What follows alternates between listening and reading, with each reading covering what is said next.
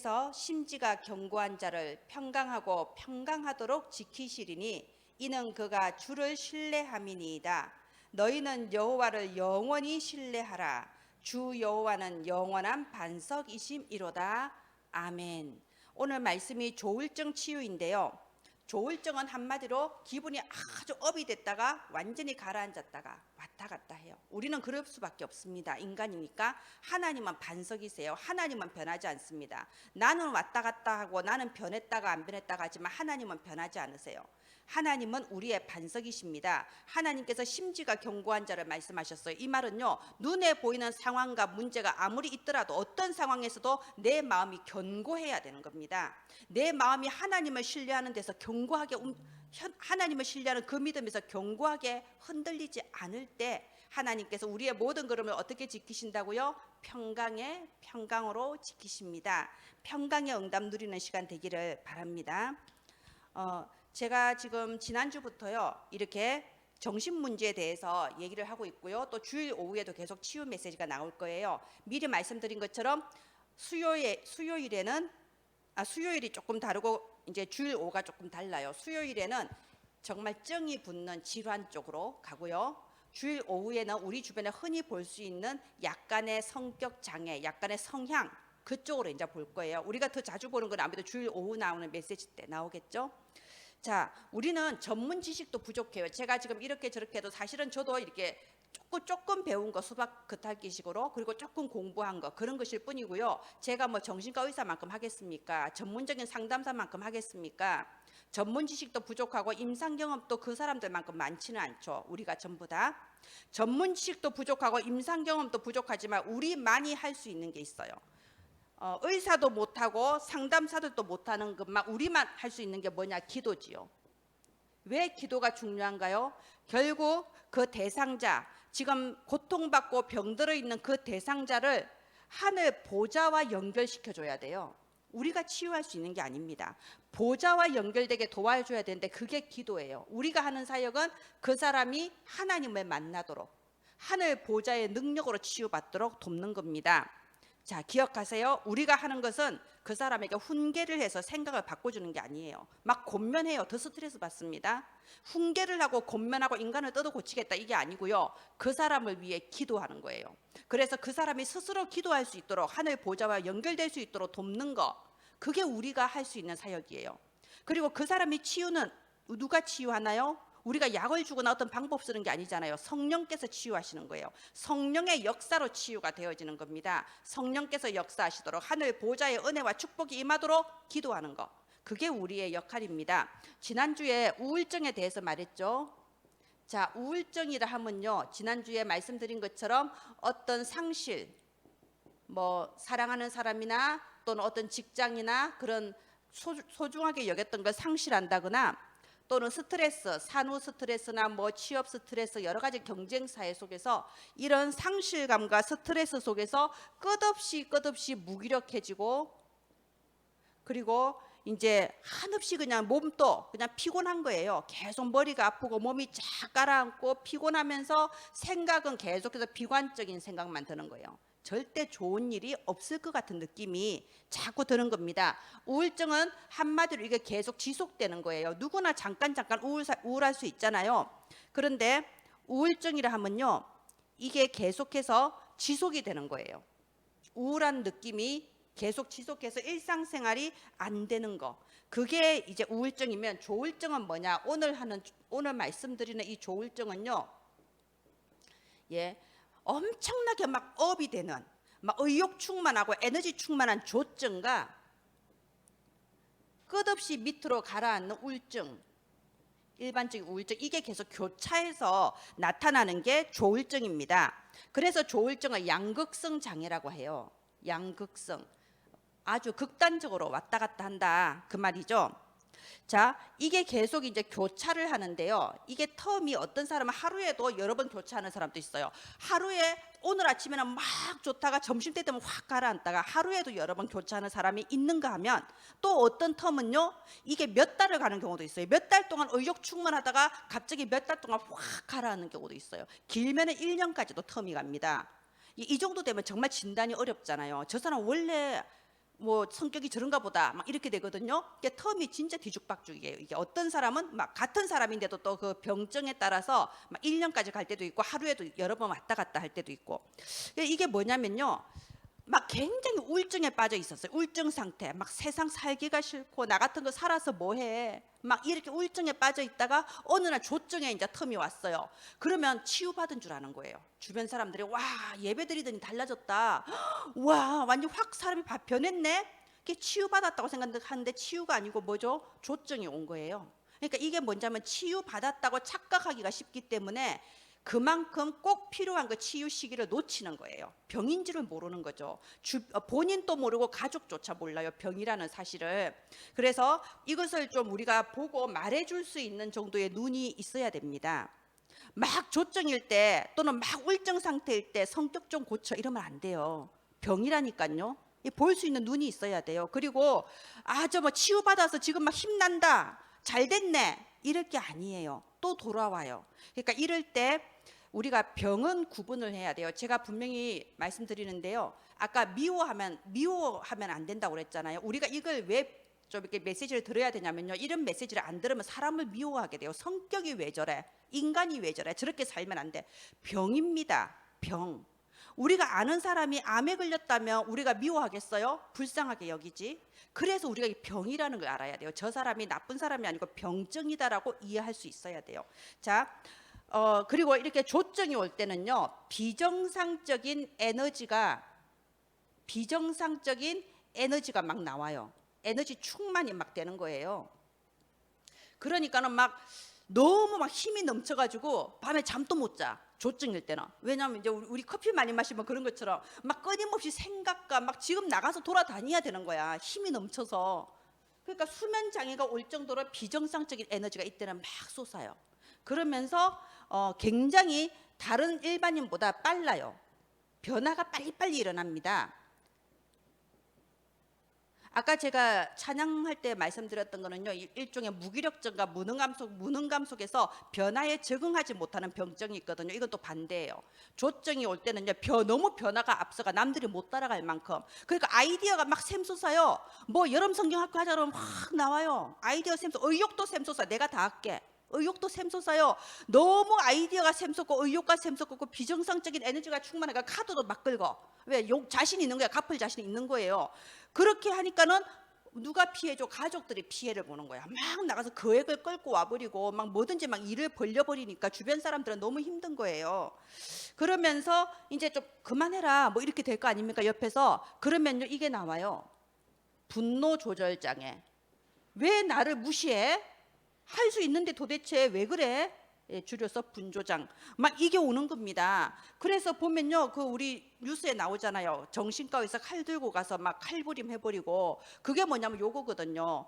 의사가 나를 무시한다고 생각하는 거죠. 그래서 여기에서 폭력성이 나오는 거예요. 예. 그리고 여기다 쓰겠습니다. 그리고 여기서 이제 일종의 강박이 나오는데요. 왜 이런 분노 조절 장애와 폭력이 나오냐? 나는 지금 이걸 꼭 해야겠다. 한번 꽂힌 거예요. 나는 이걸 해야 되겠어. 강박 안 하면 안 될 것 같아. 강박이 조울증과 만나서 집착 증세가 나오는 거죠. 집착. 그러면은 애들도 그런 애들 있잖아요. 그냥 게임 그만해 하면은 확 뒤집어져 버리는, 누구나 화나지만 정도가 심한. 결국 이게 정신 문제라는 것은요, 누구나 다 그런데 강도와 빈도거든요. 얼마나 자주 그러냐, 얼마나 세게 하냐, 그거거든요. 자, 이렇게 강박과 집착 증세가 나옵니다. 그리고 막 이제 왜곡된 생각, 사실을 왜곡해서 망상에 빠지기 시작해요. 저 사람은 나 별로 안 좋아하는데 저 사람 날 사랑해서 나를 꼬시려고 한다, 이런 식으로 망상에 빠져드는 거예요. 그런 식으로 이제 이게 조울증의 이제 증상들입니다. 가족들이 너무 힘들죠. 가족이 정말 이러면 가족의 삶이 다 무너져 버려요. 본인도 문제지만은. 자, 그런데 이 조울증의 원인은 그럼 대체 뭐냐? 원인. 제가 이렇게 보니까요, 상담이나 심리 상담이나 또는 정신과 의사들은요, 증상을 굉장히 잘 적어요. 정말 우리가 미처 몰라도, 왜냐 많은 사람을 보니까 증상을 굉장히 잘 적고 그 증상에 대해서 어떤 식으로 약물을 쓰냐 이런 것도 굉장히 잘 알아요. 뭘 모르냐? 원인을 몰라. 뭘 모르냐? 근본 치유를 몰라. 두 가지만 빼고 증상 잘 적고 이름 잘 짓고 약물도 잘해요. 근데 제일 중요한 원인과 근본 치유를 모른다니까요. 자, 원인이 뭐냐? 그래서 이런 의학적으로는요, 사실상 이 조울증의 원인을 잘 모릅니다. 불명이에요. 아직까지 잘 모르고요. 단지 이게 뇌 문제가 아닌가, 뇌 문제인 것 같아, 뇌의 어떤 변형계 쪽에 이상이 온 것 같아, 이런 정도까지는 이제 이게 나왔어요. 호르몬에 좀 이상이 왔다 그러면 뇌에 문제가 있는 것 같은데, 그럼 뇌 문제는 왜 왔는데, 뇌가 왜 문제가 왔는데, 호르몬이 왜 이상해졌는데, 그걸 모르는 거죠. 원인을 모르는 거죠. 자, 그래서 일단은 이제 약물을 쓰는 거예요. 이 약물은 막 너무 축 처져 있는 사람한테는 조금 이제 호르몬을 자극해서 좀 힘이 나도록, 의욕이 생기도록, 우리 커피 많이 마시는 카페인 그 효과처럼, 너무 방방 뜨는 조증일 때는 좀 가라앉는 진정제. 그래서 보면 정신과 약 먹으면 하루 종일 잠만 잔다, 바보같이 된다, 뭐 산송장같이 된다 그러잖아요. 이제 그 진정제가 강하게 들어간 거예요. 그리고 막 또 힘이 없다가 막 힘나서 밤에 잠 안 자고 돌아다니는 거는, 그건 또 각성 효과가 너무 크게 들어간 거고, 그러니까 그걸 어느 정도까지 그 사람한테 맞게 조절하느냐가 의사의 기능인 거죠. 그러니까 의사는 그런 걸 잘하는 거예요. 약물하고 증상하고 이런 거. 자, 그래서 상담도 하고 약물도 이렇게 쓰면서 신경 전달 물질을 조정을 하는데, 이게 문제냐? 일시적이라는 거야. 약 끊으면 또 돌아옵니다. 그래서 이게 좀 정신적으로 어려움 받는 분들은요, 될 수 있으면 약을 안 끊게 하는 게 좋아요. 이게 약이라는 게 엄청 무섭더라고요. 저 같은 경우도 이게 어떤 약을 안 먹으면은, 제가 말했죠, 한 20년 먹은 약이 있다고 했죠. 그 약을 안 먹으면은 뇌가 이상해져요. 처음에는 내가 이상한지 몰랐거든요. 원래 가지고 있는 영적 문제가, 저도 의심증이 있단 말입니다. 그러니까 가게에 가면은 모든 그 가게 주인이 나한테 거짓말한다는 느낌이 들어요. 왠지 사실이 아닌 것 같아. 근데 제가 어느 날 알았어요. 이거는 병이다. 근데 그 약을 먹으면요, 이게 호르몬이 조절되니까 나도 모르게 성격이, 원래 내 성격이 나 긍정적인 성격, 상냥한 성격.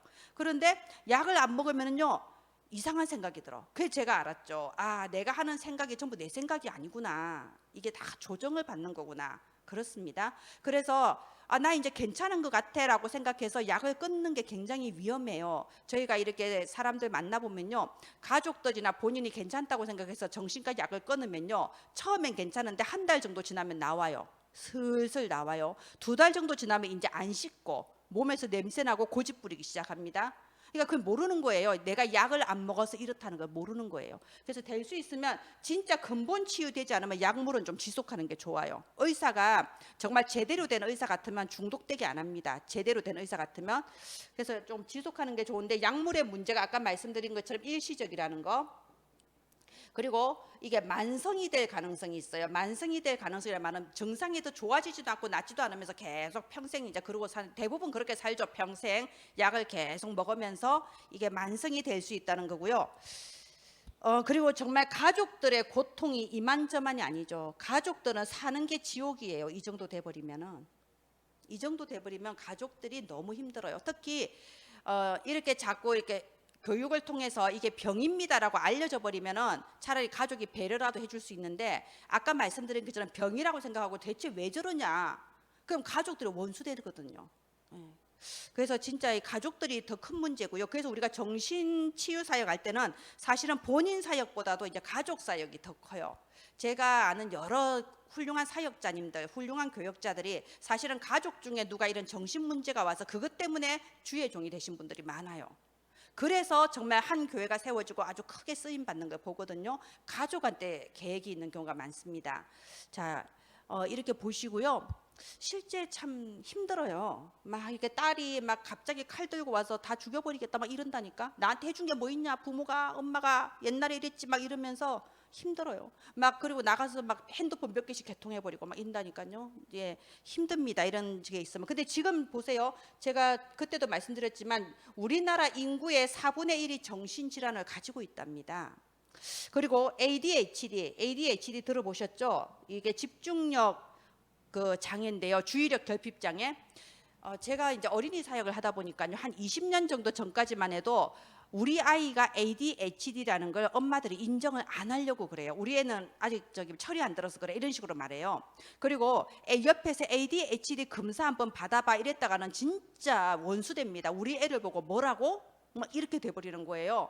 그리고 정말 ADHD라고 진단을 받아도 입 밖에 내지 않으려고 그래요. 그런 말을. 그 정도로 굉장히 이걸 꺼렸어요. 그런데 지금은요, ADHD 굉장히 자연스럽게 말합니다. 왜? ADHD가 너무 많아. 제가 진짜 애들 가르쳐 보면 20년 전에 애들, 10년 전에 애들, 지금 애들이 다 달라요. 초등부 애들이. 너무 눈빛도 다르고 행동이 다 달라요. 눈빛이 일단 집중도가 엄청 짧아졌어요. 예전에 그래도 한 뭐 3분 집중했다 치면 지금은 한 10초? 10초만 넘어가도 흥미가 없으면 바로 흐트러져 버려. 그럼 그 다음 자극을 또 줘야 돼요. 애들이 전체적으로 약간 ADHD가 살짝 지금 오고 있는 상황이거든요.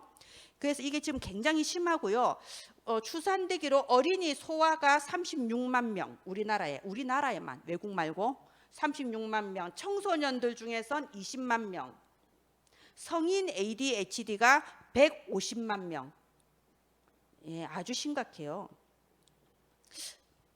제가 저쪽에 법원에 한 번씩 뭐 물어보려고 전화한 적이 전에 있었는데요.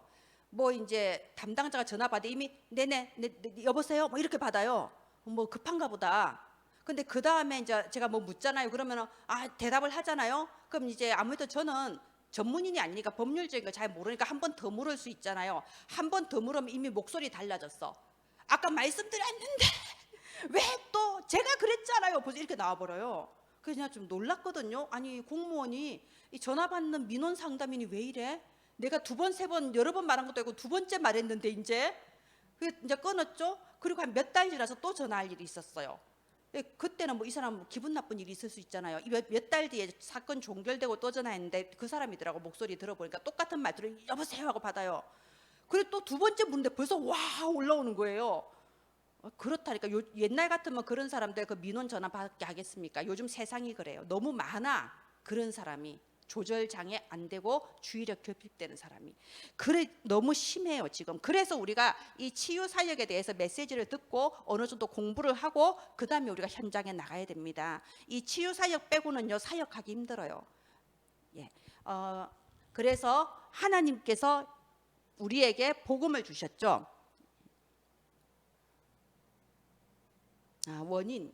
원인 조금 이것이 가로 3번이 아니고 1번이었습니다. 예, 하나님께서 우리에게 복음을 주셨습니다. 근본 원인과 이 복음이야말로 근본 원인을 알게 하시고 또 근본 해결이시죠. 아까 제가 말씀드렸죠. 정신과 의사나 이런 지식인들은 다 아는데 원인만 모르고 해결만 모른다고. 복음이 바로 근본 원인을 알게 하고 근본 해결을 알게 합니다. 우리는 드러난 문제를 보고요 그 사람을 병이라고 생각합니다. 그런데 드러난 문제보다 사실은 그 이전에 이미 오래된 문제가 있죠. 이미 그 내면의 마음이 무너져 있는 거예요. 이미 드러나기 이전에 이미 상처받고 이미 무너져 버렸어요. 왜 그랬습니까? 근본 문제가 있는 거죠. 근원적 문제. 근원적 문제가 있습니다. 뭐죠? 예, 창세기 3장 1절부터 6절에 보면요. 아담이 하나님과 함께 거했는데 그 하나님의 언약을 깨고 나서는 어떻게 했나요? 하나님의 낯을 피해서 숨었다고 돼 있어요. 하나님의 낯을 두려워하고 숨는다. 하나님과의 관계가 단절됐다. 이미 이것이 근본 문제인 겁니다. 그래서 이 근본 문제가 창세기 4장에 그 가인에게 그대로 넘어가죠. 가인이 어떻게 됐습니까? 동생한테 아무리 화가 났다고 동생을 죽여요. 동생하고 싸울 수 있죠. 죽인다. 이건 정말 사단이 역사한 거잖아요. 이게 바로 정신 문제거든요. 그리고 창세기 4장에는 가인만 나오는 게 아니고요. 라멕도 나옵니다. 이게 가인의 7대 손인데요. 가인의 7대 손 라멕인데 보세요. 가인은 한 명 죽였어. 아벨. 그런데 라멕은 더 많은 사람을 죽였어요. 그리고 자기 아내도 2명인데 자기 아내 2명한테 가서 자랑스럽게 얘기해. 내가 사람을 이렇게 죽였다고. 소년 어린아이를 죽였다고. 말하자면 이게 뭐죠? 분노 조절 장애고 이것이 사실은 하나님 떠난 근원적 문제, 창세기 3장부터 시작된 문제고 오래된 문제고 그것이 드러난 거죠. 하나님을 떠나서 영이 죽은 상태이기 때문에 사탄에 소속되어서 갇혀버린 거예요. 사탄의 조종 아래 갇혀서 내 마음대로 해볼 수가 없는 거예요. 그래서 에베소서 2장 1절부터 1서 3절에 보면요, 허물과 죄로 죽었다. 그리고 이 세상 풍조를 따라가고 공중권세 잡은 자를 따라가고 본질상 진노의 자녀다. 아무도 해결할 수 없는 겁니다. 절대 몸부림쳐도 해결할 수 없습니다. 그래서 하나님께서 우리에게 예수 그리스도를 보내주셨어요. 예. 요한일서 3장 8절에 하나님의 아들이 오신 것은 마귀의 일을 멸하시리라. 참 왕으로 오셨고요. 로마서 8장 1절부터 2절에 우리의 모든 죄로 말미암아 어둠과 재앙의 세력을 완전히 끝내주시는 참 제사장으로 오셨고요. 요한복음 14장 6절에 내가 곧 길이요 진리요 생명이니 나로 말미암지 않고는 아버지께로 올 자가 없느니라. 하나님 만나는 유일한 길 대신 참 선지자로 오셨습니다. 그래서 예수를 그리스도라고 하지요. 예수 그리스도만이 유일한 이 치유의 길이십니다. 예수 그리스도께서는요, 이 근원적인 문제, 영적인 문제 치유를 해주시고요, 또 오래된 문제, 우리 마음과 생각의 문제를 치유해 주시고, 드러난 문제, 우리 다른 사람들이 봐서도 알 수 있는 육신의 질병을 치유해 주신 그리스도, 유일한 치유자이십니다. 자, 그런데 이거 우리가요 알아야 되는 게, 이것이 바로 아주 오래된 문제라는 거예요. 오래된 문제예요. 그래서 사람들이요, 예전에는 뭐 한 번 기도원에 가서 기도 한 번 받고 나면 낫는다. 근데 낫기는 낫는데 또 걸린다는 거죠. 그 문제가 기도원에서 내려오면 또 생겨요. 그러니까 예전에 보면은 제가 임마누엘 부산에 그 핵심 참석을 갔을 때 어떤 남자가 중간에 핵심 예배드리는데 중간에 벌떡 일어나더니 루시퍼 하고 고함을 질러요. 어디서 루시퍼가 사단 이름이란 들었나 봐. 그러니까 이제 류 목사님 메시지 하는데 중간에 그래서 이제 막 사람들 데리고 나가고 그랬거든요. 알고 보니 그 사람이 항상 임마누엘 부산교회를 안 떠난대요. 왜냐하면 자기는 엄청 심했는데 임마누엘 부산교회 와서 메시지 듣고 나았다 이거예요. 그래서 내려가면 더 심해지니까는 밤이고 낮이고 교회를 안 떠난대. 거기서 먹고 자고 한대요. 그게 뭐죠? 그것도 잡힌 거예요. 그것도 잡힌 게, 주님이 임마누엘 부산에 있는 게 아니고 나와 함께 하시잖아요. 그게 왜 그러죠? 그리스도 영접하면 치유가 시작은 됐지만 이게 왔다 갔다 해요. 그래서 지속해야 됩니다. 내가 병 걸린 시기가 이미 창세기 3장에서 시작됐는데 그게 한 번 예수 영접하고 몇 번 은혜 받는다고 낫는 게 아니거든요. 그래서 이걸 지속을 해야 됩니다. 왜? 우리에게는 아주 오래된 부정적인 각인, 뿌리, 체질이 이미 되어버렸거든요. 예배 시간에는 모르는데 예배 끝나면 바로 나오는 게 우리의 부정적인 각인, 뿌리, 체질이잖아요. 그래서 복음 다음으로 중요한 단어, 예수 그리스도 복음 다음으로 중요한 단어가 뭐냐? 이거예요. 집중. 24.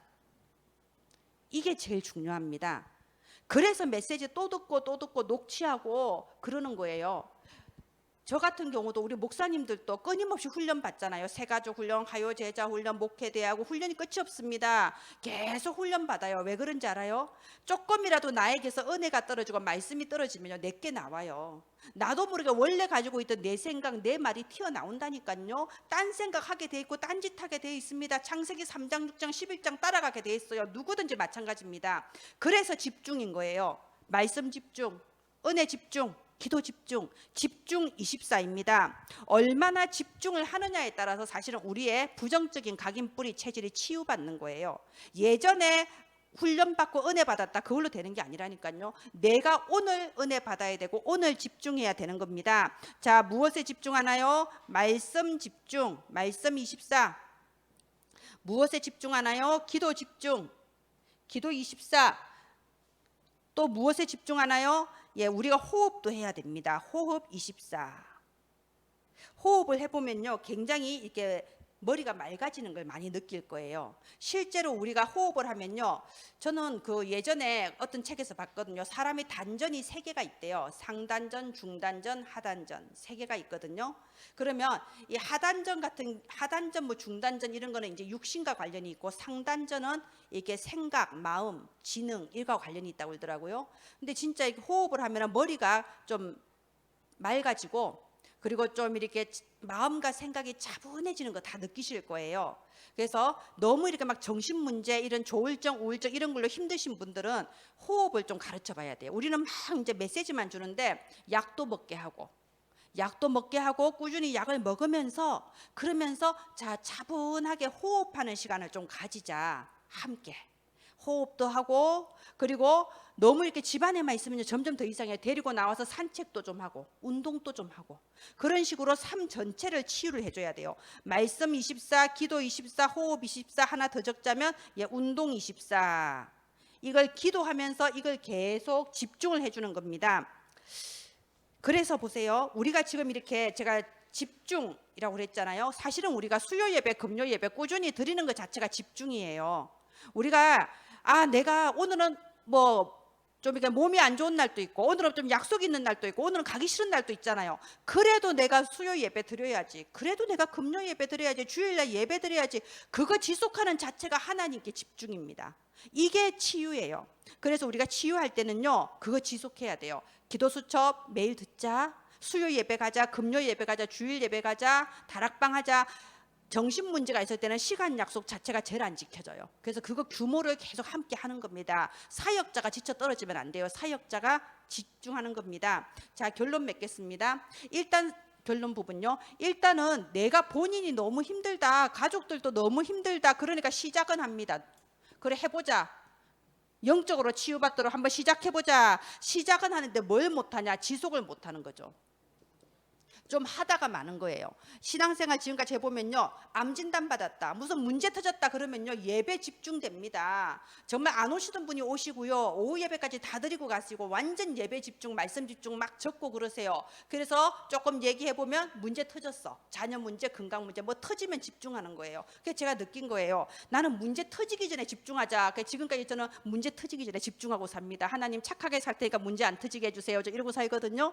어쨌든 문제가 터지면 집중을 하는데 뭐가 문제냐? 그럼 문제 해결되거든요. 막 기도하면 하나님 해결해 주세요. 똑같은 문제, 비슷한 문제 또 옵니다. 왜? 내가 변화를 안 받았거든요. 내가 변화되지 않으면요, 그 문제는 또 오게 돼 있어요. 우리가 이 직장 다니면서 여기 별로야, 딴 데 가면요 더한 직장 만나요. 그런 말 요즘 하는 사람들 하는 말 있죠. 지하가 이제 진짜 바닥을 쳤다고 생각했는데 알고 보니 바닥 밑에 지하가 또 있더라. 그죠? 더 나쁜 데 간다니까요.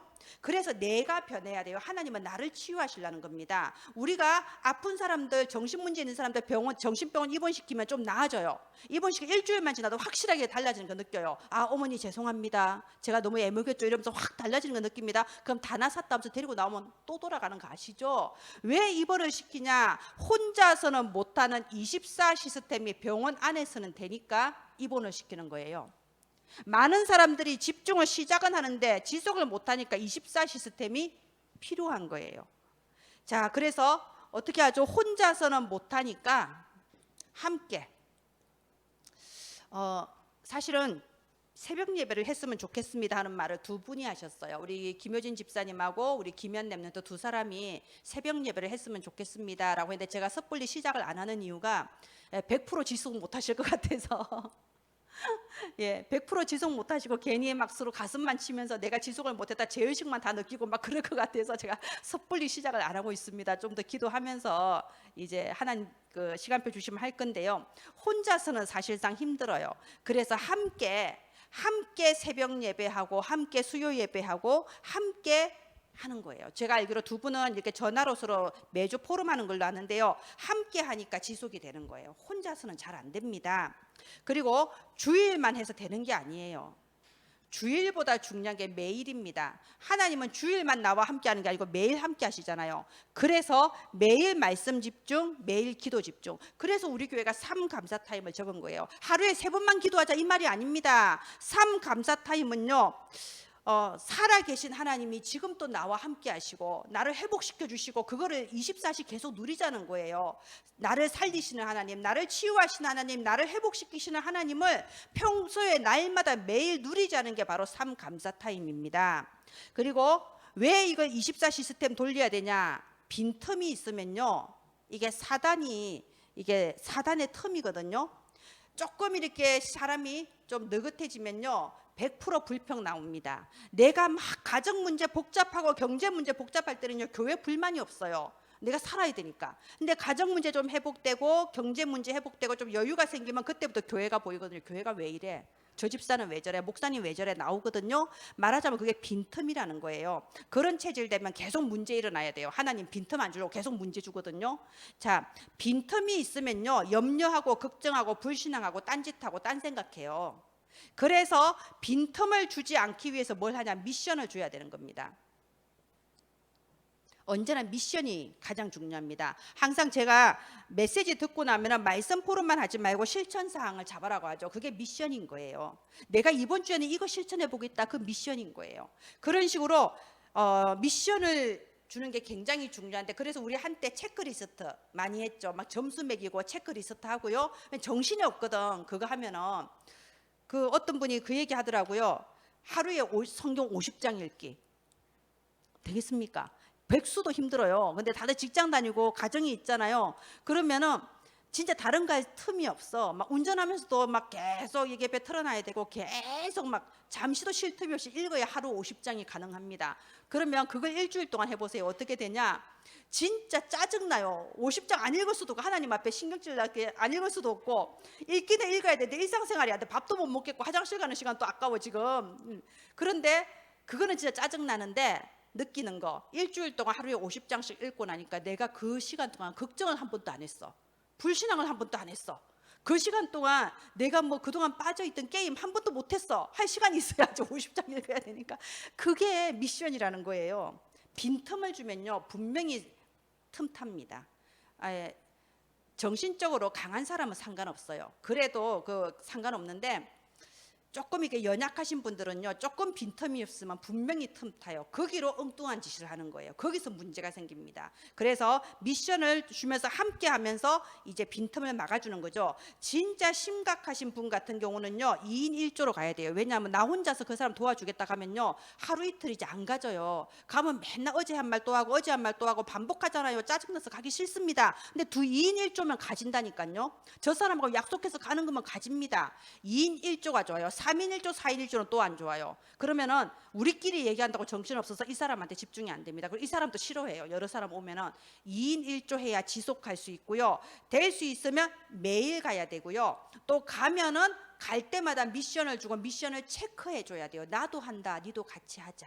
그게 많이 우리 하잖아요. 제가 사실은 카톡방에 그 한 구조 올려다, 그것도 미션인 거예요. 나도 하고 너도 하고 우리 약속이니까 하자. 안 하면 1,000원 벌금, 뭐 이런 식으로. 그죠?